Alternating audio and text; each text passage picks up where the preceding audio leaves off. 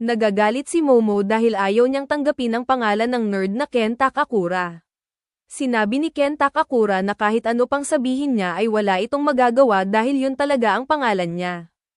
Napahiga sa inis si Momo at pinapatahimik siya dahil ayaw niyang marinig ang sinabi ni Ken Takakura. Muling bumalik ang sumpa kay Ken Takakura. Nang makita ito ni Momo ay nagulat ito at ginamit ang kanyang kapangyarihan na nakapagpatalsik dito. Gumawa ng patakaran si Momo na bawal nang gamitin ang pangalan ni Ken Takakura. Agad naman niya itong sinang-ayunan. Dahil mahilig si Ken Takakura sa occult o mga supernatural na pangyayari. Pinangalanan niya itong Okaran, dahil papatayin siya nito pag hindi ito sumunod. Pero pinipilit pa rin ni Okaran na yun talaga ang kanyang pangalan. Natutuwa naman si Momo dahil agad itong pumayag sa kondisyon niya. Inaasar ito ni Momo dahil mukha daw itong masaya pag tinatawag siyang Okaran. Napautot naman si Okaran dahil masyado daw siyang pini-pressure ni Momo. Dahil inabutan na sila ng umaga. Sinabi ni Momo na hindi na magpapakita ang Turbo Granny dahil tuwing gabi lang nalabas ang mga multo. Inaya ni Momo si Okaran na doon muna sila sa bahay nila. Pagdating sa bahay sinabi ni Momo na istrikto ang lola niya sa mga lalaki at muntik na din patayin ang kanyang dating boyfriend. Sa paghakbang ni Okaran ay bigla itong nasunog. Ginamit ni Momo ang kanyang kapangyarihan para itapon si Okaran sa tubig. Humingi si Momo ng sorry dahil meron palang proteksyon na nakalagay sa bahay nila.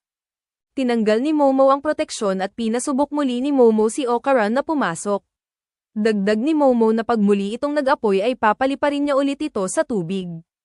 Tuwang-tuwa naman si Momo dahil sa itsura ng buhok nito. Pagdating sa kwarto pinasara ni Momo ang pinto.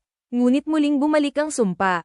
Naiinis naman si Momo at pinatalikod na lang niya ito habang nagbibihis. Tinanong ni Momo kung nakuha ng Turbo Granny ang ari nito. Tinignan ito ni Okaran at nawala nga ang kanyang pag-aari. Inasar ito ni Momo at sinabi na gusto niya rin itong makita pero tumanggi si Okaran dahil nahihiya siya. Hindi na alam ni Okaran ang gagawin niya dahil sa nangyari sa kanya. Muling nagsisihan ang dalawa kung sino ang may kasalanan sa kanila at sinabi ni Momo na si Okaran ang may kasalanan dahil sa sobrang daldal nito. Nagpaliwanag si Okaran dahil ayaw niyang palampasin ang pagkakataon dahil gusto niya lang magkaroon ng kaibigan. Kaya pinilit niyang makipag-usap kay Momo noong araw na iyon. Malungkot naman sinabi ni Okaran na hindi si Momo ang tipong pwedeng kausapin ng simpleng tao na katulad niya. Humingi ito ng pasensya kay Momo dahil sa nagawa niya. Sinabi ni Momo na kaya walang kaibigan si Okaran dahil siya ang umiiwas. Tinanong ito ni Momo kung may gusto ba siyang sabihin, sumagot lang ito ng pangit. Dahil doon ay muling nag-away ang dalawa nang may marinig silang tunog sa ibaba. Nagtataka si Momo dahil na ngayon niya lang narinig ang doorbell na iyon dahil meron silang dalawang doorbell, isa para sa tao at isa para sa masasamang espiritu. Nang maalala niya na dahil ito sa pagtanggal niya ng proteksyon sa kanilang bahay. Dumaan sila sa likod para ibalik ang agimat ngunit sa paglabas nila ay wala silang nakita. Napansin nila na biglang nagbago ang lugar at wala itong labasan. Naisip ni Momo na idikit ang agimat ngunit natatakot si Okaran dahil baka siya ay masunog nito. Nagtaka naman si Momo at biglang nagdugo ang kanyang ilong. Pagtingin niya kay Okaran ay ganun din ang nangyayari dito, dahil ito sa maitim na usok na nakapaligid sa kanila. Sa paglingon nito nakita niya ang isang multo na naglalabas ng maitim na usok sa bibig nito. Sinabi ng espiritu na sila talaga ang hinahanap nito dahil nagkasala ang dalawa at hindi tumupad sa kasunduan. Biglang umatake ang espiritu dahilan para mawasak ang pader at malaglag ang agimat. Nang mapansin nila ito ay agad silang tumakbo ng mabilis. Ngunit patuloy pa rin sa pag-atake ang espiritu. Dahil gustong kunin ng espiritu ang organ ng dalawa muli itong umatake ngunit nakaiwas ang dalawa at tumakbo para magtago. Sinabi ni Okaran na alien ang humahabol sa kanila ang halimaw na Flatwoods. Na unang nakita sa Amerika at sa Japan naman ay sa lugar ng Yamanashi nakita. Nakilala bilang alien na may 3 metro ang tangkad. Nagtaka naman si Momo dahil gumana ang kanilang doorbell na para lamang sa mga espiritu. Hindi niya akalain na gagana din sa alien dahil madami din nagsasabi na maraming pagkakapareho ang mga multo at mga alien. Nang maalala ni Momo na kaibigan ito nang kumuha sa kanya. Kailangan na nilang talunin ito dahil mamamatay sila dahil sa lason.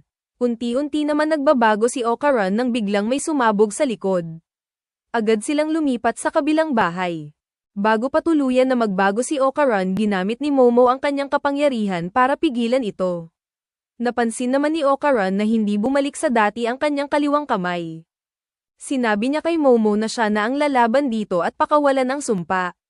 Tinanong ni Okaran si Momo kung kaya bang pakawalan ang sumpa at pigilan ang epekto nito sa kanyang pag-iisip. Sumilip ang alien at umatake. Dagdag pa ni Okaran na baka magamit niya ang kapangyarihan ng Turbo Granny. Ginamit ni Momo ang kanyang kapangyarihan kay Okaran at nagbago ang itsura nito. Sa muling pag-atake ng alien, agad nila itong naiwasan. Habang nagtatalo ang dalawa, lumapit ang alien at hinarap din ito ni Okaran. Biglang umatake ang alien pero kinagat niya ang mga daliri nito at nadidismaya din siya sa kapangyarihan ng Turbo Granny. Namangha naman si Momo sa kanyang nakita. Sa mukha ng dugo si Okaran. Nagkaroon naman ng pagkakataon ng alien para umatake.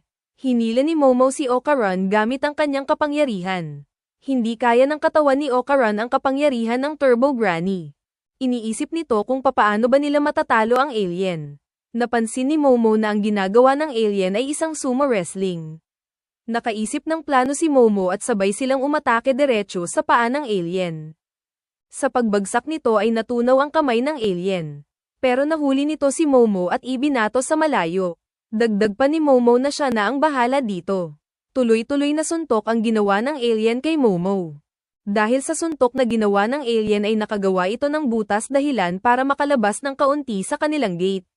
Ginamit niya ang kanyang kapangyarihan para hilahan si Okaran sa kanya. At idikit ang agimat sa kanilang gate. Agad na nasunog ang alien at naglaho. Sa sobrang pagod ni Momo ay nakatulog ito, dahilan para hindi mapigil iyan ang sumpa ng Turbo Granny.